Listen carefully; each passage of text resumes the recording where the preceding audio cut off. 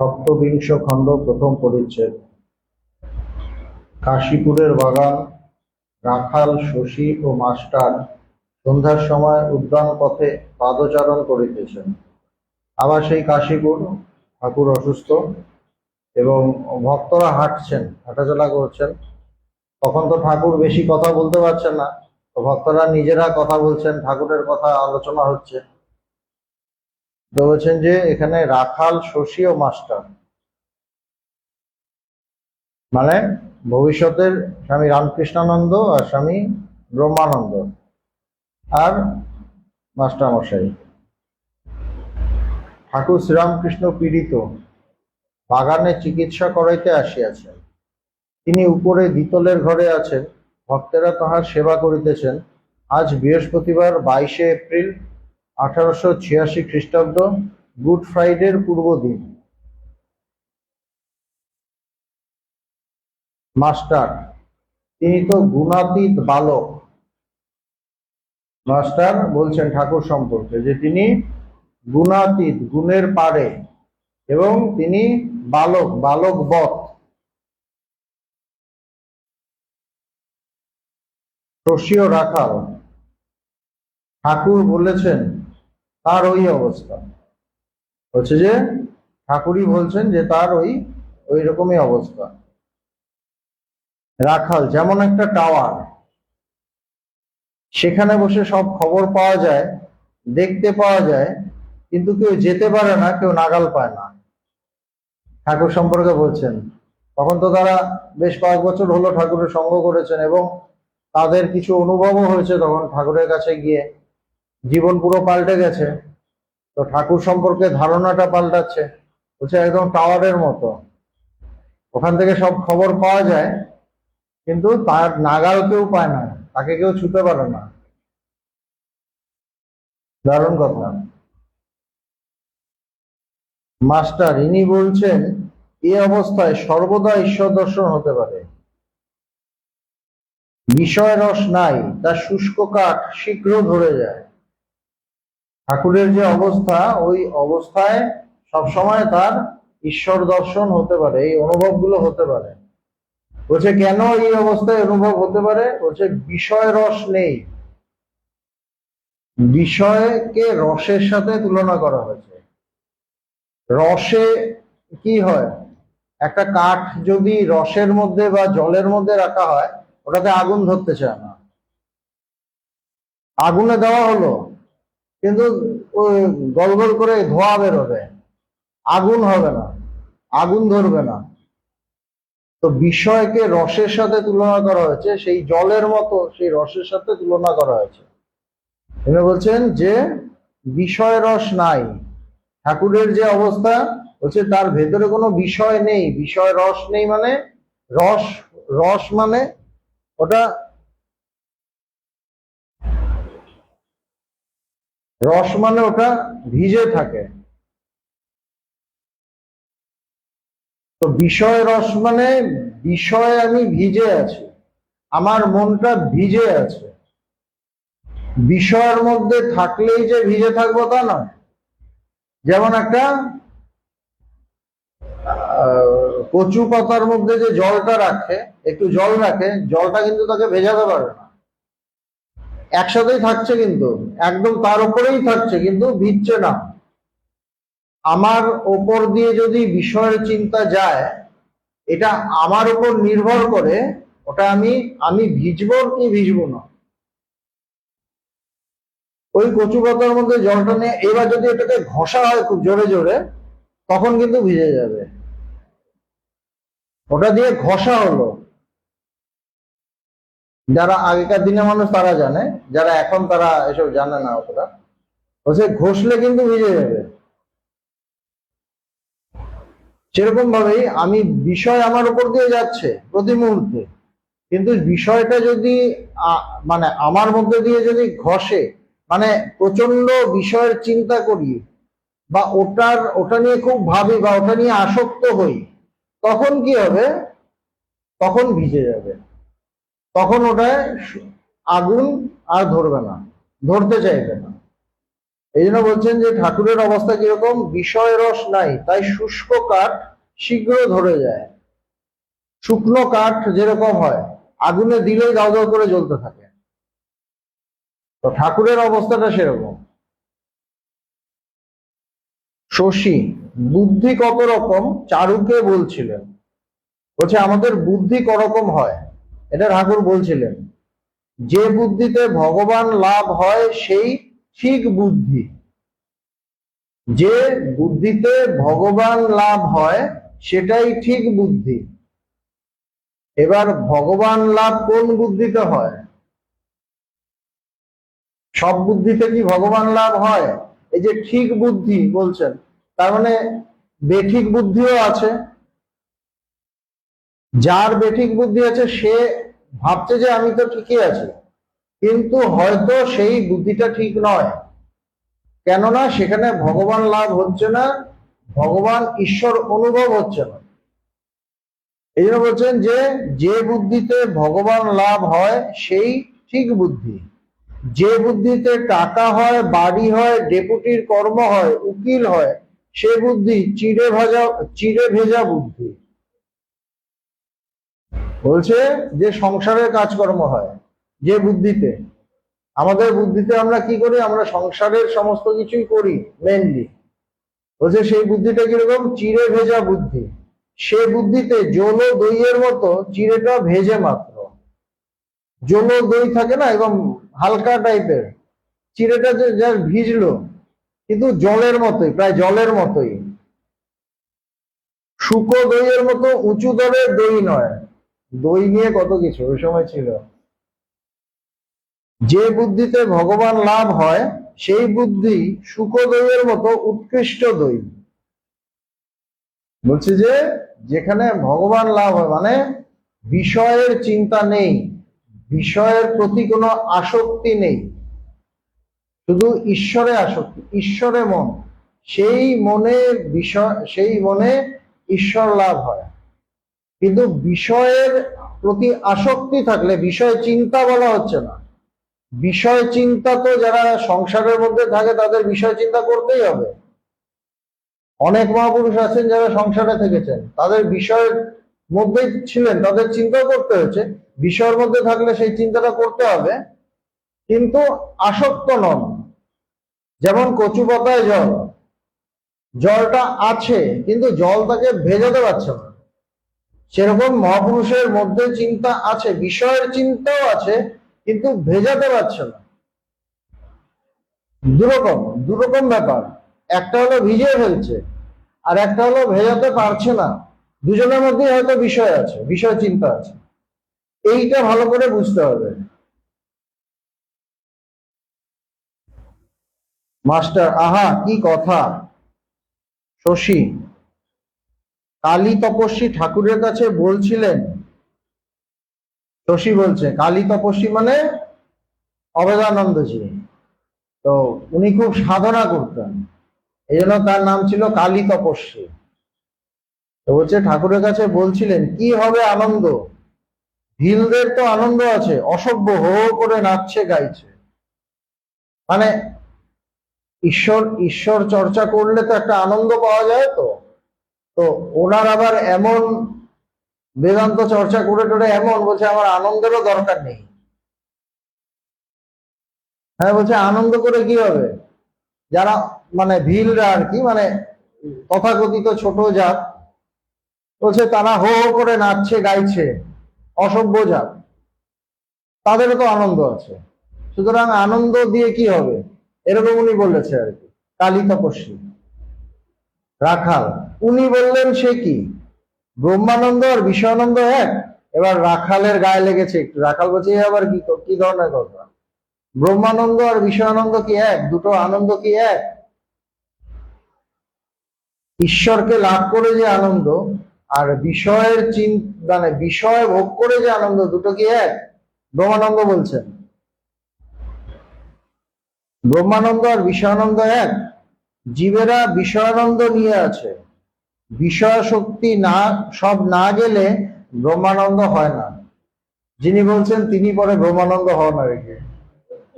বলছে বিষয় শক্তি সব না গেলে ব্রহ্মানন্দ হয় না, ভেতরে আনন্দটা আটকে যায়। বিষয়ের প্রতি আসক্তি গেলে ব্রহ্মানন্দ হয়, বিষয় গেলে না। বিষয় যাওয়া না যাওয়া কোনো ব্যাপার না, আসক্তিটা যেতে হবে।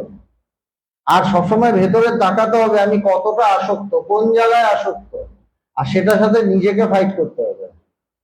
এই ফাইট করাটা খুব কঠিন। অন্যের সাথে ফাইট করা সোজা, নিজের সাথে ফাইট করা খুব কঠিন।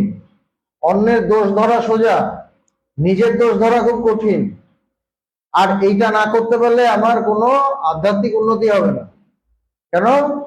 প্রবলেমটা আমার মধ্যে, আমি প্রবলেমটা অন্যের মধ্যে দেখলেই মুশকিল, তাহলে আমার থেকে ভেতর থেকে প্রবলেমটা যাবে না। সেই জন্য বলছেন যে বিষয় শক্তি নাম সব না গেলে ব্রহ্মানন্দ হয় না। তার মানে আমি যে ব্রহ্মানন্দ পাচ্ছি না তার কারণ অন্য কেউ না, আমি যে পাচ্ছি না তার কারণ আমি নিজে। কেননা আমার বিষয়ের প্রতি আসক্তি আছে। এবার বিষয় ভ্যারি করে, কারোর জন্য এই বিষয়, কারোর জন্য ওই বিষয়। বিষয় এক একজনের জন্য এক একটা, কিন্তু যতক্ষণ আসক্তি থাকবে আমি ব্রহ্মানন্দটা পাবো না, ভেতর থেকে আসবে না, খুলবে না ওই আনন্দটা। একদিকে টাকার আনন্দ, ইন্দ্রিয় সুখের আনন্দ, আরেকদিকে ঈশ্বরকে পেয়ে আনন্দ, এই দুই কখনো সমান হতে পারে? হচ্ছে টাকার আনন্দ, ভোগের, জাগতিক ভোগের আনন্দ, আরেকদিকে ঈশ্বরের লাভের আনন্দ, বলছে দুটো কি সেম? ঋষিরা এই ব্রহ্মানন্দ ভোগ করেছিলেন। মাস্টার কালী এখন বুদ্ধদেবকে চিন্তা করেন কিনা, তাই সব আনন্দের পারের কথা বলছেন। আজকে আবার বুদ্ধ পূর্ণিমা, বলছে কালী, কালী তপস্বী মানে অভয়ানন্দজি, বলছে তিনি একদম ব্রহ্মানন্দের পারে, মানে সেই আনন্দেরও পারের কথা বলছেন। যেহেতু তিনি বুদ্ধদেবের কথা চিন্তা করেন, বুদ্ধদেবের কথা ভাবেন। বুদ্ধদেব তো একটা বিরাট বড় আধ্যাত্মিক জায়েন্ট, তো তাকে অবতারও বলে। আমাদের হিন্দু ইয়েতে তাকে 10 অবতারের এক অবতার বলে। কিছু কিছু মতে আছে যে তিনি 10 অবতারের এক অবতার। তো হচ্ছে সব আনন্দের পারের কথা বলছেন। রাখাল তার কাছেও বুদ্ধদেবের কথা তুলেছিল। পরমহংসদেব বললেন বুদ্ধদেব অবতার, তার সঙ্গে কি ধরা, বড় ঘরের বড় কথা। বলছে তিনি অবতার, তার সাথে কি তুলনা করছিস? বুদ্ধদেব বলেছেন, বা তার কোনো কথায় হয়তো ওই ধরনের আছে যে আনন্দ অনেক ছোট অবস্থা, এরও পরের অবস্থা আছে। বলছে তার সাথে তুই কি তুলনা করছিস? ঠাকুর বলেছিলেন তার সঙ্গে কি ধরা, বড় ঘরের বড় কথা। কালী বলেছিল তার শক্তি তো সব, সেই শক্তিতেই ঈশ্বরের আনন্দ, আর সেই শক্তিতেই তো বিষয়ানন্দ হয়। তখন উনি একটু বেশি চর্চা করছেন আর কি। এবং সেই জ্ঞান হলে তখন ভেতর থেকে সব পরিষ্কার হয়ে যায়। এবং তার আগে যখন আমরা চর্চা করি তখন তো সব তত্ত্ব পরিষ্কার হয় না, তখন নানা রকম প্রশ্ন থাকে। আমরা নিজের বুদ্ধি দিয়ে কিছু একটা মতবাদ খাড়া করি, আমি কিছু একটা বুঝি, এই মহাপুরুষ এই বলেছে, ওটাকে কিছু একটা, তার একটা কিছু মিনিং আমি এটা বার করি, সেরকম হয় আর কি। তো বলছে তার শক্তি তো সব, সেই আনন্দে ঈশ্বরের আনন্দ, সেই শক্তি, সেই শক্তিতে ঈশ্বরের আনন্দ, আর সেই শক্তিতেই তো বিষয় আনন্দ হয়। বলছে তার শক্তিতেই তো সব হচ্ছে। এটা কালী বলেছিলেন। মাস্টার ইনি কি বললেন? ইনি কি বললেন মানে ঠাকুর কি বললেন? মাস্টার জিজ্ঞেস করছে। রাখাল ইনি বললেন সে কি, সন্তান উৎপাদনের শক্তি আর ঈশ্বর লাভের শক্তি কি এক? বলছে একটা জাগতিক শক্তি আর একটা ঈশ্বর লাভের শক্তি, দুটো এক। কেন? ওকে কেন বলছেন? কেন ও এখনো ওই অবস্থায় পৌঁছায়নি যেখানে সমস্ত কিছু যে শক্তির খেলা সেটা উনি ধরতে পারবেন। সেই জায়গায় পৌঁছে গেলে অন্য কথা, কিন্তু যতক্ষণ আমি সেই জায়গায় পৌঁছাচ্ছি না, তখন যদি আমি বলি সব শক্তি এক, তাহলে ভুল করব। তখন আমার প্রেফারেন্সটা দিতে হবে কি, এই যে যেমন বলা হয় ব্রহ্ম সত্য জগৎ মিথ্যা প্রথমে, ব্রহ্ম সত্য জগৎ মিথ্যা কেন বলা হয়? যে আমি যতক্ষণ জগৎটাকে সত্য বলবো আমার ব্রহ্ম সত্য অনুভব হবে না, আমার জগৎটা মিথ্যা বলে বুঝতে হবে, তখন আমি ব্রহ্মে পৌঁছাবো, ব্রহ্ম সত্য বলে অনুভব হবে। আবার কি এরপরে কি ব্রহ্মে পৌঁছালে কি দেখবো? জগৎটাও সত্য, জগৎটাও ব্রহ্ম, দুটোই ব্রহ্ম, তখন কোনো তফাৎ নেই, তখন কোনো ভেদ নেই। কিন্তু তার আগে, পৌঁছানোর আগেই যদি কেউ বলে জগৎ তো ব্রহ্মই, পুরো চুটিয়ে জগতে সব ভোগ টোগ করছে, জগতের সমস্ত কিছুর জন্য ছুটছে, আর বলছে যে জগৎটা তো ব্রহ্মই, তাহলে লাভ নেই, তাইলে কোনো লাভ নেই। কখন বলতে পারে? যখন সেখানে পৌঁছালো, বললো সবকিছুই সে ব্রহ্ম, তখন ঠিক আছে, সর্বম খলু ইদম ব্রহ্ম, আমাদের ঋষিমণিরা বলছেন, কেন তারা ব্রহ্মে পৌঁছে কথাটা বলছে। সুতরাং যে কোনো আধ্যাত্মিক কথা, সেটা নির্ভর করে আমি কোন জায়গায় দাঁড়িয়ে আছি, আমি কোন জায়গায় দাঁড়িয়ে আছি, কোন জায়গায় দাঁড়িয়ে আমি কি বলছি। একটা বাচ্চা মেয়ে যদি খুব বড় বড় কথা বলে, তখন সবাই কি বলবে? পাকা। সেই মেয়েটাই যখন বড় হয়ে ওই কথাগুলো বলবে, সকল বলবে বাহ ঠিক বলেছো, তুমি খুব ভালো, সুন্দর, বাহ তোমার কি সুন্দর, কত ডেপ, তাকে প্রশংসা করবে। একটাই মেয়ে, কিন্তু সে পজিশনটা কি? একটা একটা হলো ছোট্ট বাচ্চা, হয়তো মার কথায় শুনেছে বা মাসির কথায় শুনেছে, সেটাই গিয়ে কোথাও একটা বলছে, তখন কিন্তু তার উপর সবাই বিরক্ত হবে।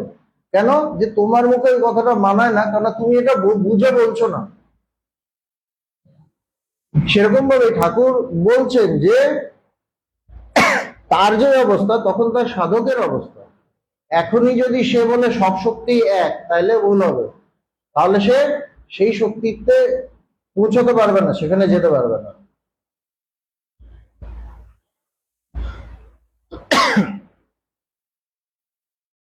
বাগানের সেই দোতলার হল ঘরে ঠাকুর শ্রীরামকৃষ্ণ ভক্ত সঙ্গে বসিয়া আছে।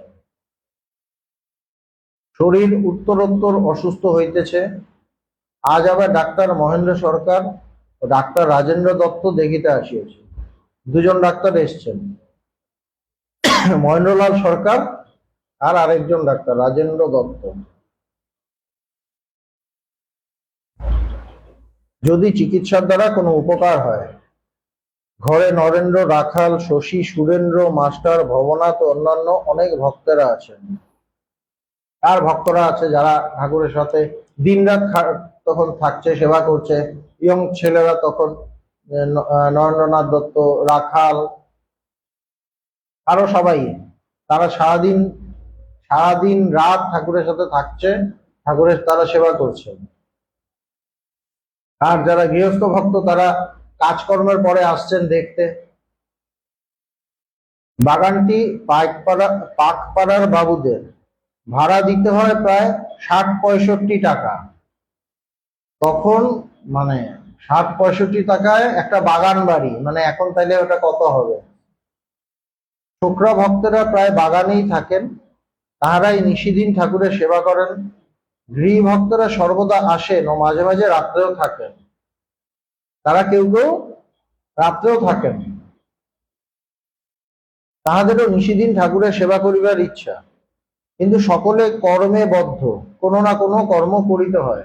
গৃহস্থ ভক্তরা রোজ আসতে পারে না, সবসময় আসতে পারে না। তাদের ইচ্ছে করে যে ঠাকুরকে সেবা করবেন, কিন্তু সবসময় তো আসতে পারেন না, সর্বদা ওখানে থাকিয়া সেবা করিতে পারেন না। বাগানের খরচ চালাইবার জন্য যাহার যাহা শক্তি ঠাকুরের সেবার্থ প্রদান করে, যার যেটা ক্ষমতা তারা টাকা পয়সা তারা দিচ্ছেন ভক্তরা। অধিকাংশ খরচ সুরেন্দ্র দেন। সুরেন্দ্র যিনি, তিনি ম্যাক্সিমাম লায়ন শেয়ারটা তিনি দেন। তাহারি নামে বাগান ভাড়ার লেখাপড়া হইয়াছে। একটি পাচক ব্রাহ্মণ ও একটি দাসী সর্বদা নিযুক্ত আছে। একজন কাজ রান্নাঘর মোছা টোছা এসব, আর একজন রান্না করার জন্য একজন ব্রাহ্মণ, পাচক ব্রাহ্মণ। শ্রীরামকৃষ্ণ, ডাক্তার সরকার ইত্যাদির প্রতি বড় খরচা হচ্ছে। ঠাকুরের খারাপ লাগছে, ঠাকুর বলছেন অনেক খরচা হচ্ছে। ডাক্তার ভক্তদিগকে দেখাইয়া তা এরা সব প্রস্তুত, বাগানের সমস্ত দিতে এদের কোনো কষ্ট নাই। ডাক্তার বলছেন যে এত তো ভক্ত আছে, কোনো ব্যাপার না। শ্রীরামকৃষ্ণের প্রতি এখন দেখো কাঞ্চন চাই, ঠাকুর বলতেন না কামিনী কাঞ্চন ত্যাগ। এবার ওনার তো গায়ে লাগতো, কেন উনি রোগী দেখছেন, তাদের থেকে পয়সা নিচ্ছেন, এবার বলতে পারতেন না তখন। এবার হাতি ফাঁদে পড়লে, একটা কথা আছে না, ওই কষ্টের মধ্যে আবার বলছে, ঠাকুরের কথাটাকে বলছে এখন দেখো কাঞ্চন চাই। শ্রীরামকৃষ্ণ নরেন্দ্রের প্রতি বল না, ঠাকুর আমার নিজে বলছেন না, নরেন্দ্রকে বলছেন তুই বল, তুই ঝগড়া কর। ঠাকুর নরেন্দ্রকে উত্তর দিতে আদেশ করিলেন, নরেন্দ্র চুপ করিয়া আছে। ডাক্তার আবার কথা কইতেছে, নরেন্দ্র ঝামেলার মধ্যে যাবেন না, তোমাদেরটা তুমি বোঝো, তুমি বলেছো কাঞ্চন লাগবে না, এখন তোমাকে উনি বলছে তো তুমি বোঝো, আমাকে কেন ইয়ে করছো? এগুলো আমরা ফেস করেছি। যাই হোক, আমাদের পাঠাতেন, ক্রিটিক্যাল জায়গাগুলোতে পাঠিয়ে দিতেন। ডাক্তার কাঞ্চন চাই, আর একটা বাকি ছিল, আবার কামিনীও চাই, ওটা বাকি ছিল, বলছে এটা না বললে হবে না।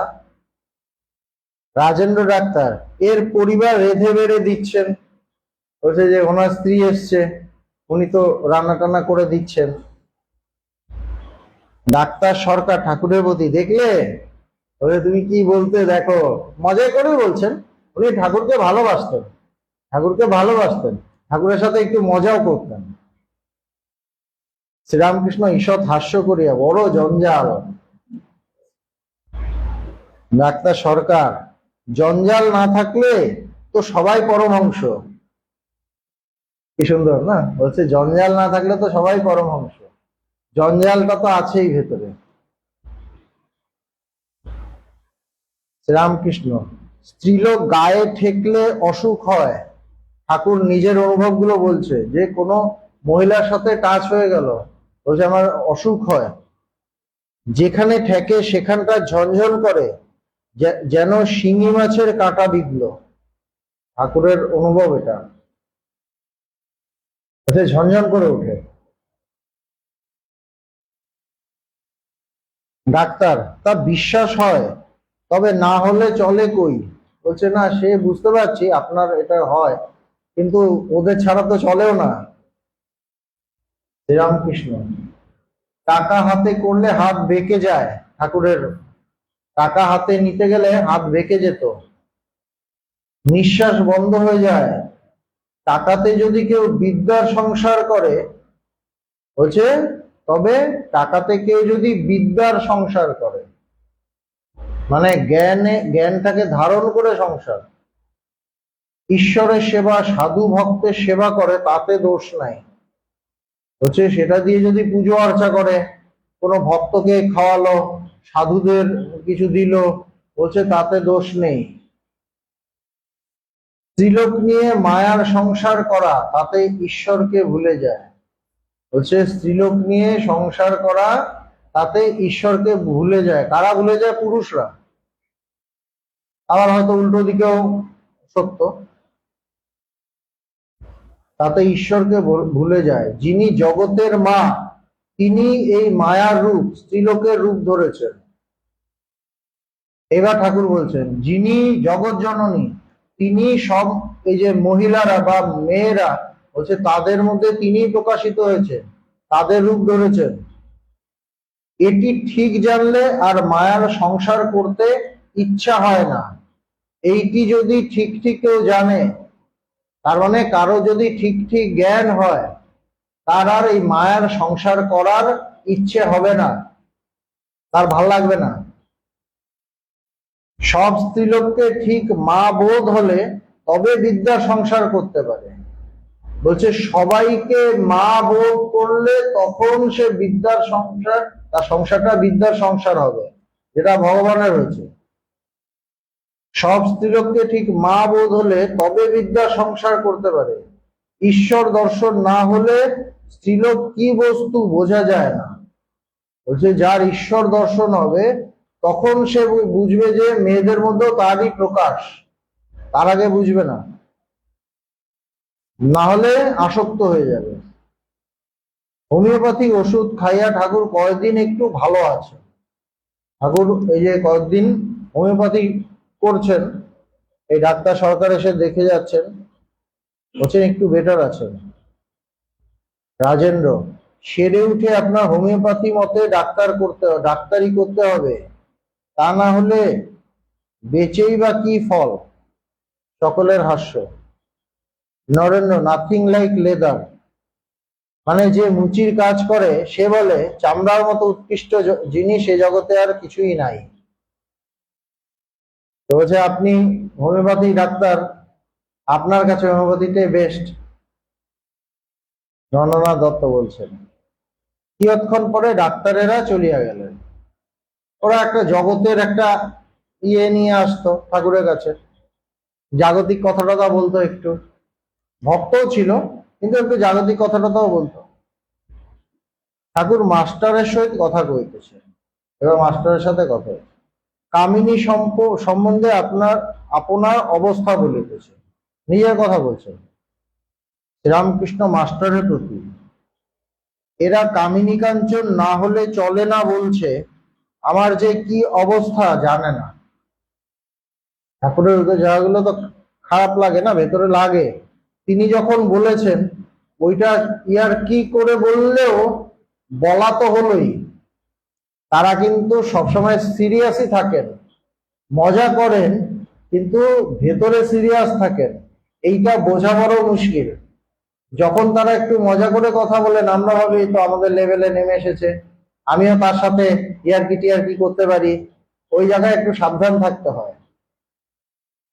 এই যে ঠাকুরকে বলে দিল ভেজে তো কাঞ্চন লাগে, কামিনী লাগে, ঠাকুরের অসুস্থ অবস্থায় চান্স পেয়েছে বলে দিল, ঠাকুরের তো একটু লাগছে, একটু লাগে, এই জন্য শ্রীমতে বলছেন আবার আমার যে কি অবস্থা তা জানে না। মেয়েদের গায়ে হাত লাগলে হাত আড়ষ্ট ঝনঝন করে। যদি আত্মীয়তা করে কাছে গিয়ে কথা কইতে যাই, বলছে কারোর সাথে খুব আত্মীয়র মতো ভাব এলো, তার কাছে গিয়ে কথা বলতে যাই, মাঝে যেন কি একটা আড়াল থাকে, সে আড়ালের ওদিকে যাবার জো নাই। বলছে কি একটা যেন আড়াল থাকে, মানে জ্ঞানটা বেশি দূর এগোতে দেয় না। এই হলো সন্ন্যাসী, জ্ঞানটা আটকে দেয়, বেশি না, বেশি দূর যেতে পারে না, কাছে গিয়ে কথা বলতে পারছেন না, শেয়ারেলের ওদিকে যাবার জো নাই। যদি ঘরে একলা বসে আছি, এমন সময় যদি কোনো মেয়ে এসে পড়ে, তাহলে একেবারে বালকের অবস্থা হয়ে যাবে, আর সেই মেয়েকে মা বলে জ্ঞান হবে। ভেতর থেকে এরকম করে দেওয়া, সঙ্গে সঙ্গে তার ভেতরে একটা বালকবৎ ভাব এসে যায়, সঙ্গে সঙ্গে তাকে মা হিসেবে দেখেন, মানে ভেতর থেকে ওরকম হয়ে যায়, একটা চেঞ্জ হয়ে যায় ভেতরটা। মাস্টার অবাক হইয়া ঠাকুরের বিছানার কাছে বসিয়া এই সকল কথা শুনিতেছেন। মাস্টার অবাক হয়ে গেছেন যে কি সাংঘাতিক, একজনের গায়ে টাচ লাগলো, আমাদের প্রতি মুহূর্তে কার সাথে টাচ লাগছে, ওর সাথে টাচ লাগছে, হচ্ছে লাগলে ঝান করে ওঠে। তো অদ্ভুত অবস্থা, কিরকম কিরকম তার সাধনা, কিরকম তার অবস্থা। মানে বিছানা হইতে একটু দূরে ভবনাথের সহিত নরেন্দ্র কথা কইতেছেন। ভবনাথ উনি ঠাকুরের কাছে আসতেন, ওই ইয়েরই মতো বয়স, নরেন্দ্রের মতোই বয়স। নরেন্দ্রের খুব ছিলেন, নরেন্দ্রের সাথে তার খুব বন্ধুত্ব ছিল আর কি। ভবনাথ বিবাহ করিয়াছেন, কর্মকাজের চেষ্টা করিতেছেন, বিয়ে করেছে, একটা কাজ টাজ খুঁজছে। মানে তখন তো কম বয়সে বিয়ে দিয়ে দিত, বাবা মা জোর করে বিয়ে দিয়ে দিত মোটামুটি, হয়তো কাজ করে না দিয়ে দিল বিয়ে, কেন বাবা মা খাওয়াবে। আর ঠাকুরের মতো কারো কাছে গেলে তো আরো বিয়ে দেওয়া ধুম পড়ে যেত, রিস্কি ব্যাপার, কবে বৈরাগ্য চলে আসবে তার আগে দিয়ে দিই বাবা। রাখালকে বিয়ে দিয়ে দিচ্ছিল না তার বাবা। কাশীপুরের বাগানে ঠাকুরকে দেখিতে বেশি আসিতে পারেন না, যেহেতু তিনি বিয়ে করেছেন, সংসার আছে, বেশি আসতে পারেন না ঠাকুরকে দেখতে। ঠাকুর শ্রীরামকৃষ্ণ ভবনাথের জন্য বড় চিন্তিত থাকেন। কেননা কাজলের ঘরে আছে, কালি তো লাগবেই, কিন্তু কতটা কালি লাগবে ওটা নিয়ে ঠাকুরের একটা চিন্তা। কালি লাগবে জেনুইন, কালি লাগবে জেনুইন। সবাই তো আর ঠাকুর না আর ভগবান না। কাজলের ঘরে থাকলে কালি লাগবেই, কিন্তু কতটা লাগবে, এমন কালো হয়ে গেল নিজের চেহারাই মানে আর দেখা যাচ্ছে না, পুরো ভূতের মতো হয়ে গেলাম। তখন নিজেকেই চিনছি না, আয়নার সামনে দাঁড়ালাম, চেনা যাচ্ছে না, আয়নাও চেনে না, নিজেও চেনে না, এরকম হয়ে যেতে পারে। এই জন্য ঠাকুর চিন্তিত থাকে। কেননা ভবনাথ সংসারে পড়িয়াছেন। ভবনাথের বয়স 23-24 হইবে। শ্রীরামকৃষ্ণ নরেন্দ্রের প্রতি ওকে খুব সাহস দে, ওকে খুব সাহস দে। কেন সাহস কম? বউ বলছে যাবে না, আজকে থাকো, ব্যাস থেকে গেল, ঠাকুরের কাছে যাবে না। না ঠিক আছে, ভেবেছিলাম তুমি যখন বললে আমি থাকি, চলো রেস্টুরেন্টে যাই, এরকম হতেই পারে। শ্রীরামকৃষ্ণ নরেন্দ্রের প্রতি ওকে খুব সাহস দে, মানে সাহস করে উঠতে পারে না, যে সংসারের এগেনস্টে গিয়ে। অ্যাকচুয়ালি যারা আধ্যাত্মিক পথে তারা উজান পথে যায়, উল্টো পথে, স্রোতের উল্টো দিকে যায়। সুতরাং সেটা সেই বুকের পাটা সবার থাকে না, সবার থাকে স্রোতের ওই দিকেই যাব, বয়ে যাব। তাতে যেখানে যাই, তাতে এই জায়গায় কোথাও একটা বড় পাথরের মাথা ঠোকর খেলো, উল্টো দিকে যেতে গেলে তো প্রতিটাই মানে পুরোটাই প্রতিবন্ধকতা না। এত বড় স্রোত নেমে আসছে, ওই দম সবার থাকে না। খুব মুষ্টিমেয় থাকে তারা ঈশ্বর লাভ করে। নরেন্দ্র ভবনাথ ঠাকুরের দিকে তাকাইয়া একটু হাসিতে লাগিলেন। ঠাকুর বলছে ওকে খুব সাহস দে, তো দুজনেই হাসছেন। ঠাকুর ইশারা করিয়া আবার ভবনাথকে বলিতেছেন, খুব বীরপুরুষ হবি, ঘোমটা দিয়ে কান্নাতে ভুলিস নে। তারপরে কথাটা, শিকনি ফেলতে ফেলতে কান্না। নরেন্দ্র ভবনাথ ও মাস্টারের হাস্য। মাস্টার খুব কম হাসতেন, এখানে হেসে দিয়েছেন। ঠাকুরের কথা, ভগবানেতে মন ঠিক রাখবি, যে বীর পুরুষ সে রমণীর সঙ্গে থাকে, না করে রমণ। পরিবারের সঙ্গে কেবল ঈশ্বরের কথা কবি, বলছে ঈশ্বরীয় কথা বলবি। বউয়ের সাথে ঈশ্বরীয় কথা বলা যায় না, এমন কিছু একটা করে দেবে, বলার ইয়েই থাকে না, ফিউজ হয়ে থাকে, তাই না? ওই যে বলছে না রস, ওখানে ভিজে, দেশলাই অন্য জায়গায় খুব পাওয়ারফুল, চারদিকে আগুন জ্বালিয়ে দিচ্ছে, যেই ওখানে গেল সঙ্গে সঙ্গে ভিজে গেল, সঙ্গে সঙ্গে ভিজে গেল, আর আগুন বেরোয় না, স্পার্ক বেরোয় না, কিছুই বেরোয় না।